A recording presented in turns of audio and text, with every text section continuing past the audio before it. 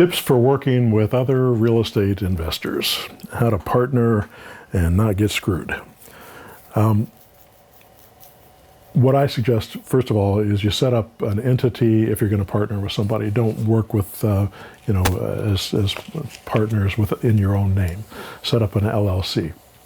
Set up an LLC, and then you can outline exactly how you're going to work together. You're going to have an operating agreement. You're going to show exactly what the function of that LLC is going to be. Are you planning on buying properties and turning around and flipping them and making a profit? Are you planning on holding the properties long term? What is the goal of that LLC? Are you going to do multiple things? If so, what's your exit strategy going to be? How are you going to divide up the money? How much money is each partner going to put into the deal?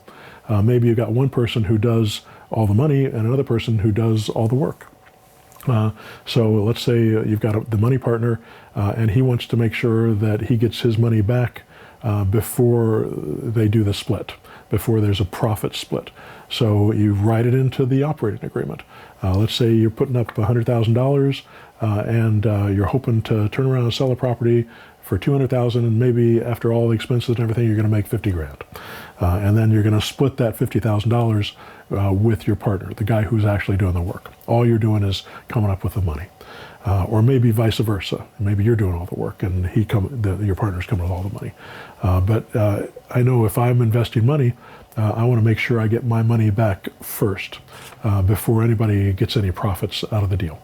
So once the expenses are paid, I get my money back, and then what is left gets split up depending on whatever split that we've agreed upon in that transaction. If you're just doing a 50-50 and everybody's bringing 50% of the money and both parties are bringing in 50% of the work, there's always challenges with that, because one person is going to do more work than another person. That's just inherent with property, with any type of partnership. And the problem is each party may think that they're doing more of the work. One person may be doing all the admin work and thinking, hey, I'm putting in all these hours. I'm putting in more hours than this guy over here. All he's doing is putting together some deals. And he's making a few calls, he's putting deals together, and then I'm doing everything. I'm getting them cleaned up and I'm fixed and I'm selling them and I'm putting all these hours in and doing all this work. We both have the same amount of money in the deal. I feel like I'm doing way more than he is. But this guy over here, who's putting the deals together, well, that person is the rainmaker. That's the person who's actually doing the most valuable job. So that person probably should be the one who's getting the most money. You probably don't want to have a partner who's just an admin person. You want to have a partner who actually puts deals together, because the deals are what make you money. Now, it might make sense to have a partner who's just a money person. So if you bring in a partner that's just a money person, that's a possibility as well. The main thing, though, is to make sure that everything is laid out in writing, who gets what, when you're going to sell your properties, how you're going to sell them, are you going to keep them long term. Make sure you have all that stuff outlined so that there's no confusion about it. You may get to a point where you may be thinking, look, I'm going to be retiring in 5 years, and I want to make sure we sell all our properties in 5 years, where the other person may not be retiring for 10 years, and they don't want to sell for 10 years because they'll lose money if they do that. So you have to make sure that you guys are on the same page before you start working together, and not just on the same page verbally, but on the same page in writing. Write it down.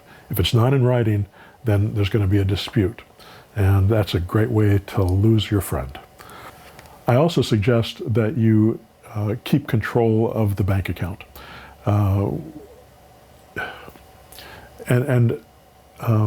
Sometimes it makes sense to have both parties involved with the bank account.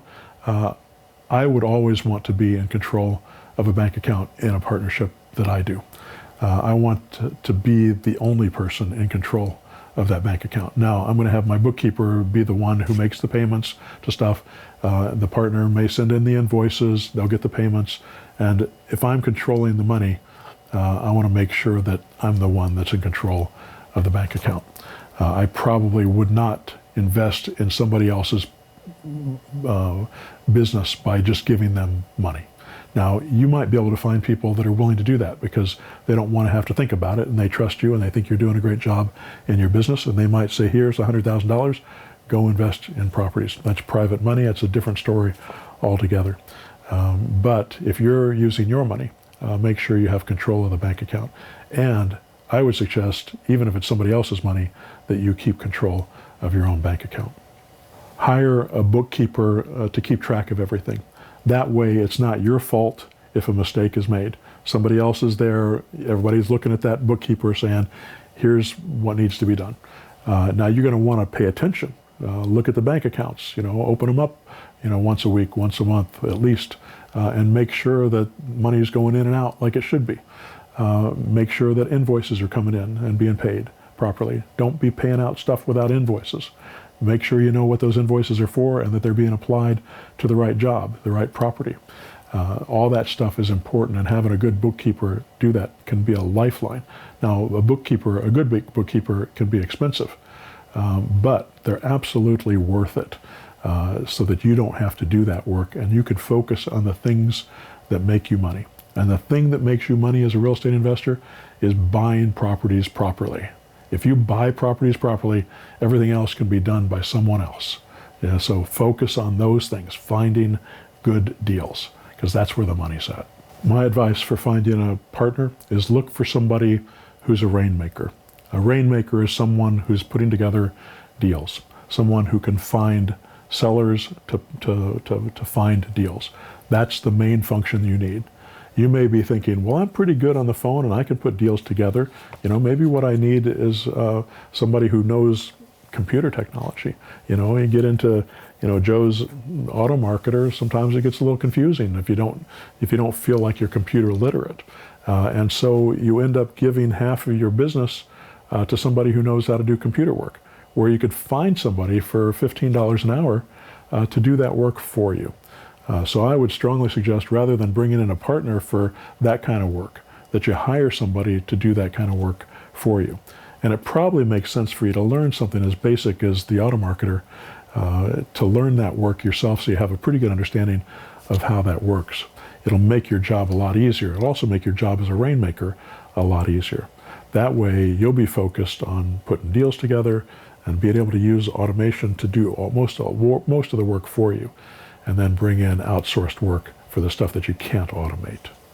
So that's a good start. If you're going to be partnering with somebody else, make sure you have all your bases covered. Make sure you know who does what. Make sure everything you have is in writing. Make sure you have control of the money and the money is properly accounted for. Make sure that the person that you're partnering with is a rainmaker, someone who puts deals together, who actually is a profit center, a source of income rather than an expense. You can have everything else outsourced to other people. You don't need a partner to do your admin work. All right, I hope that helps. If you like this channel, hit the subscribe button, hit the like button, and if you'd like to find out more about my 6-month mentor program, go to zerodowninvesting.com. And if you'd like to find out about my automation systems, a system that does all the work for you, go to pushbuttonautomarketer.com. All right, good luck to you.